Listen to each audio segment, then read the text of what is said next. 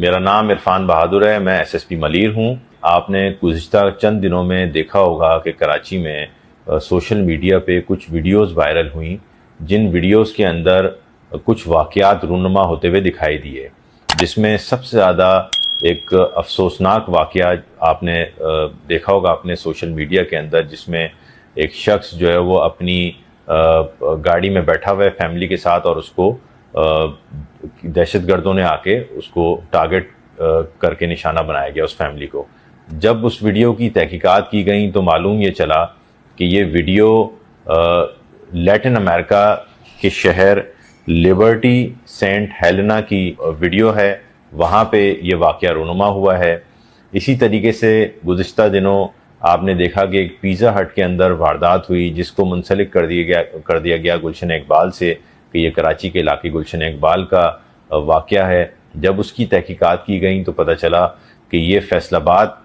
شہر میں جو ہے وہ یہ واقعہ رونما ہوا ہے۔ لازانیہ کے نام سے ایک ریسٹورنٹ کراچی میں گلشن اقبال میں موجود ہے، اس میں اس کو ٹیگ کر کے لکھا گیا کہ یہاں پہ جو ہے وہ واردات ہو گئی اور 20-25 لوگوں کو لوٹ لیا گیا۔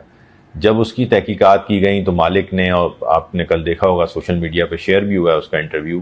کہ وہ بتا رہا ہے کہ یہاں پہ کوئی بھی اس قسم کی کوئی واردات نہیں ہوئی ہے۔ اس طرح کی چند ویڈیوز پہلے بھی شیئر کی گئی ہیں سوشل میڈیا پہ، اور اس کا مقصد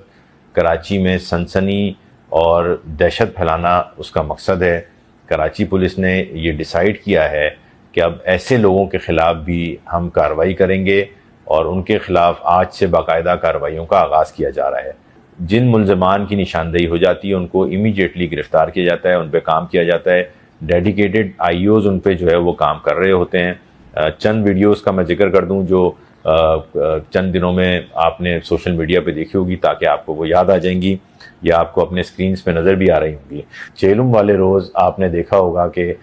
ایک بزرگ شہری سے 2 ملزمان جو ہے وہ چھینا جھپٹی کر رہے ہیں، اور چھینا جھپٹی کر کے فرار ہو جاتے ہیں۔ ان ملزمان کی بھی نشاندہی کی گئی، آئیڈینٹیفائی کیا گیا، اور ان کا پیچھا کیا گیا، اور پیچھا کر کے ان دونوں ملزمان کو بھی گرفتار کیا گیا۔ اسی طریقے سے عوامی کالونی کا ایک ہوٹل تھا جس کے اوپر لوٹ مار کی ویڈیو وائرل ہوئی، یہ بھی آپ نے گزشتہ دنوں میں دیکھی ہوگی، گزشتہ ہفتے میں دیکھی تھی۔ ان ملزمان کا بھی تعاقب کیا، ان کو آئیڈینٹیفائی کیا، اور آئیڈینٹیفائی کرنے کے بعد ان ملزمان کو بھی گرفتار کر لیا گیا۔ تو یہ کچھ اعداد و شمار ہیں جو میں آپ سے شیئر کرنا چاہتا ہوں، جو ہماری کراچی پولیس نے 2022 کے اندر کچھ کارروائیاں ہیں، جس سے عوام الناس کو بتانے کا مقصد صرف یہ ہے کہ آپ مطمئن رہیں۔ تو یہ آج اس